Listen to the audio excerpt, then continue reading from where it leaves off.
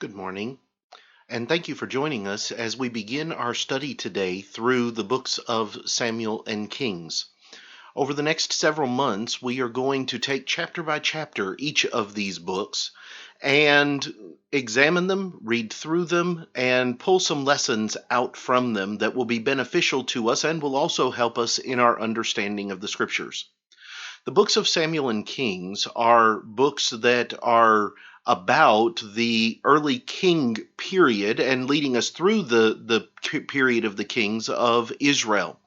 First and Second Samuel are going to hone in mostly on Saul and David. And then First and Second Kings are going to deal with the rest of the kings of Israel and of the divided kingdom of the kingdom of Israel and the kingdom of Judah.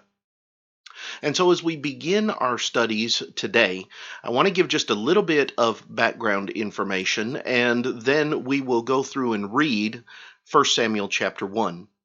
By means of background, we need to understand that from all appearances anyway, the books of Samuel and Kings were originally written as one volume or as one continuous account. You'll notice that 2 Samuel is going to pick up immediately where 1 Samuel ends, 1 Kings is going to pick up immediately where 2 Samuel ends, and so on. And so these books are connected as far as their writing and their authorship. We do not know who the human writer of these books was.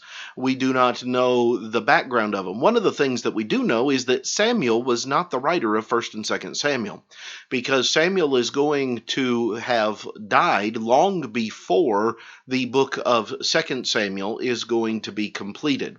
And with the continuous nature of these four books, it is likely that someone at the end of the time of 2nd Kings or after the end of the time of 2nd Kings is going to be the writer of the book. There are a lot of suppositions as to who that might be, but the fact of the matter is the text doesn't say, and we simply don't have any means of knowing. As we delve into 1 Samuel, 1 Samuel is going to deal with the time at the end of the period of the judges. We're going to begin with the days of Eli and Samuel. And then we're going to deal with the clamor for a king and Saul eventually being placed in that particular role and what his reign is going to be like over God's people, Israel. And so as we begin this morning, let's begin with 1 Samuel chapter 1. And we will begin our reading there. In 1 Samuel chapter 1, beginning in verse number 1, we read, "Now there was a certain man of Ramathaim Zophim of the mountains of Ephraim, and his name was Elkanah, the son of Jeroham, the son of Elihu, the son of Tohu, the son of Zoph, an Ephraimite. And he had two wives. The name of one was Hannah, and the name of the other Peninnah. Peninnah had children, but Hannah had no children. This man went up from his city yearly to worship and sacrifice to the Lord of hosts in Shiloh. Also the two sons of Eli, Hophni and Phinehas, the priests of the Lord, were there. And whenever the time came for Elkanah to make an offering, he would give the portions to Peninnah his wife and to all her sons and daughters. But to Hannah he would give a double portion. For he loved Hannah, although the Lord had closed her womb. And her rival also provoked her severely, to make her miserable, because the Lord had closed her womb. So it was, year by year, when she went up to the house of the Lord, that she provoked her. Therefore she wept, and did not eat. Then Elkanah, her husband, said to her, Hannah, why do you weep? Why do you not eat? And why is your heart grieved?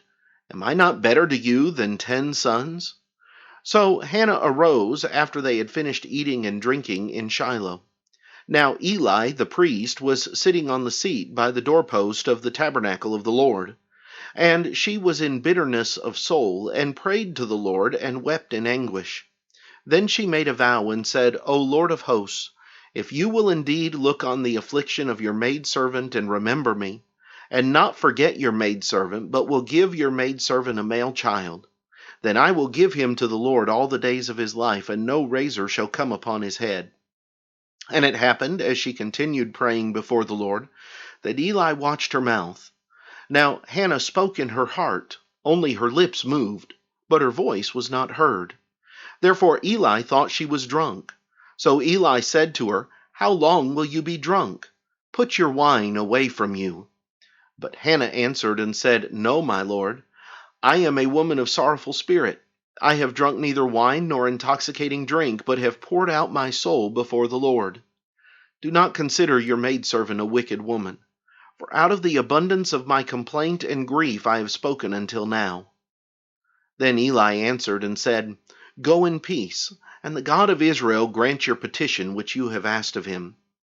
And she said, Let your maidservant find favor in your sight. So the woman went her way and ate, and her face was no longer sad. Then they rose early in the morning and worshipped before the Lord, and returned, and came to their house at Ramah. And Elkanah knew Hannah his wife, and the Lord remembered her. So it came to pass in the process of time that Hannah conceived and bore a son, and called his name Samuel, saying, Because I have asked for him from the Lord. Now the man Elkanah and all his house went up to offer to the Lord the yearly sacrifice and his vow. But Hannah did not go up. For she said to her husband, Not until the child is weaned. Then I will take him, that he may appear before the Lord and remain there forever. So Elkanah her husband said to her, Do what seems best to you. Wait until you have weaned him. Only let the Lord establish his word. Then the woman stayed and nursed her son until she had weaned him.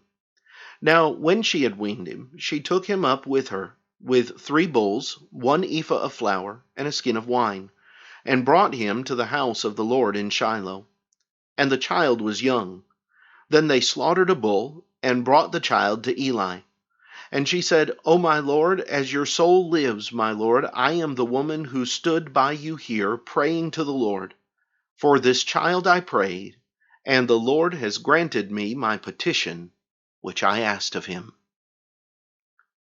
As you look in 1 Samuel chapter 1, you see the prayer of a woman who desperately wants a son. And you also see the response of God to that prayer. And then you have the importance of fulfilling that vow. We're going to look at some of the lessons to be found here in 1 Samuel chapter 1 tomorrow. And I hope that you'll come back and join us then. But until that time, have a great day.